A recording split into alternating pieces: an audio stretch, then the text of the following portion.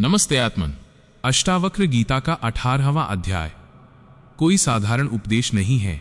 ये तो अद्वैत के उस सर्वोच्च शिखर का साक्षात अनुभव है जहां पहुंचकर साधक और साधिका भेद ही मिट जाता है। यह एक मुक्त पुरुष के परम विश्राम की वो गाथा है जहां न कोई कर्तव्य शेष बचा है और न ही कोई अधूरी इच्छा।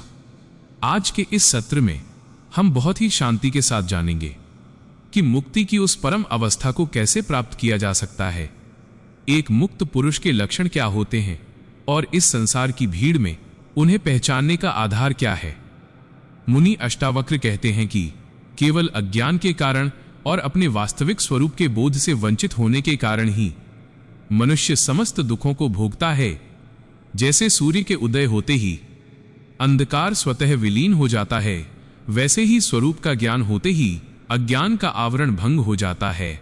उस परम तत्व को जानने वाला पुरुष शोक से सर्वथा रहित होकर एक आनंदमयी जीवन जीता है। इस जगत में जो कुछ भी दृश्यमान है वो एक स्वप्न मात्र है। आत्मा नित्य मुक्त है। धीर पुरुष इस सत्य को हृदय से स्वीकार कर एक बालक के समान सरल हो जाता है। विचार कीजिए, एक छोटा बालक क्या कर सकता है? वह तो बिना किसी चिंता के पूर्णतः अपने माता पिता के संरक्षण पर आश्रित रहता है।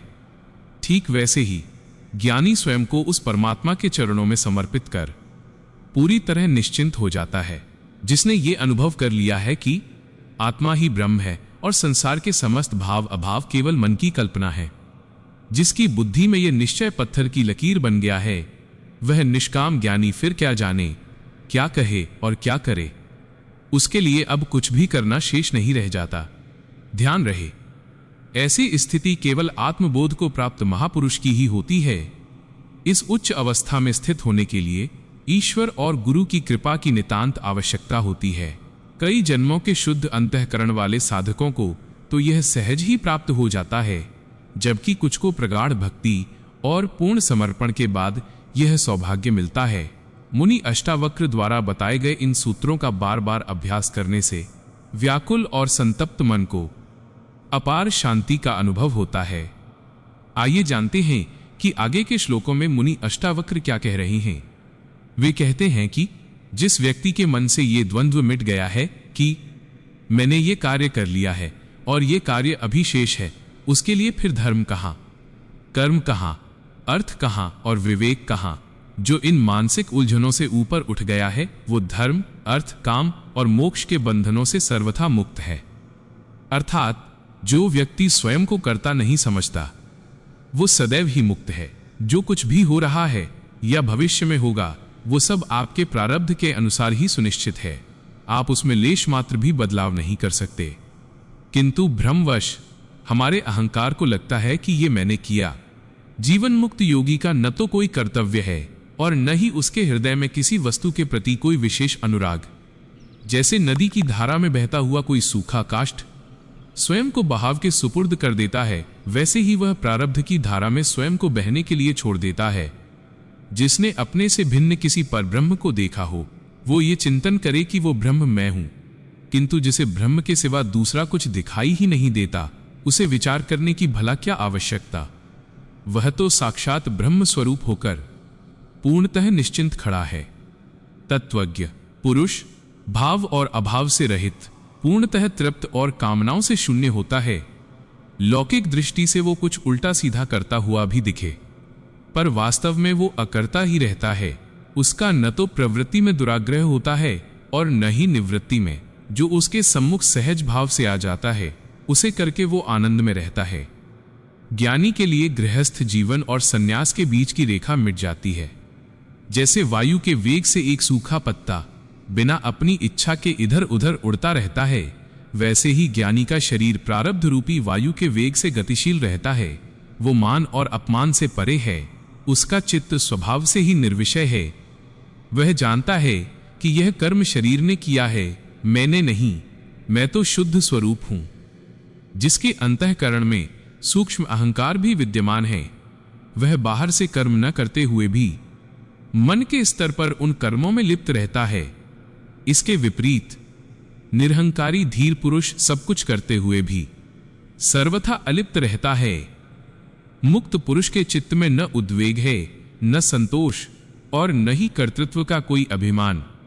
अज्ञानी को ब्रह्म का साक्षात्कार इसलिए नहीं हो पाता क्योंकि वो ब्रह्म होना चाहता है, वह प्रयास करता है, लेकिन ज्ञानी पुरुष किसी इच्छा के बिना ही स्वाभाविक बोध स्वरूप में रहता है।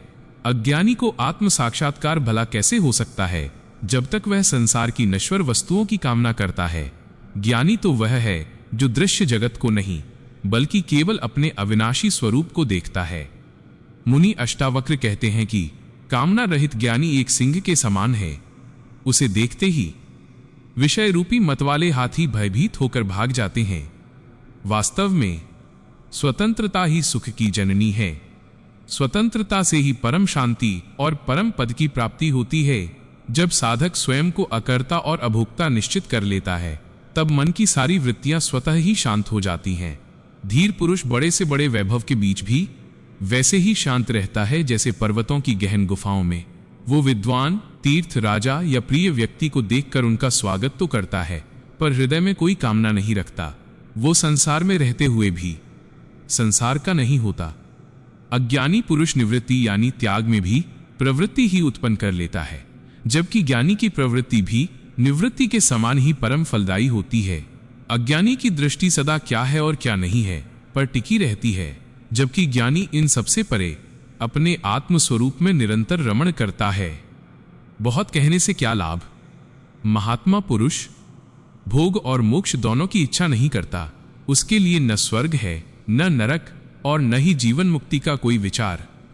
उसका चित्त अमृत से भरे सरोवर के समान शीतल रहता है।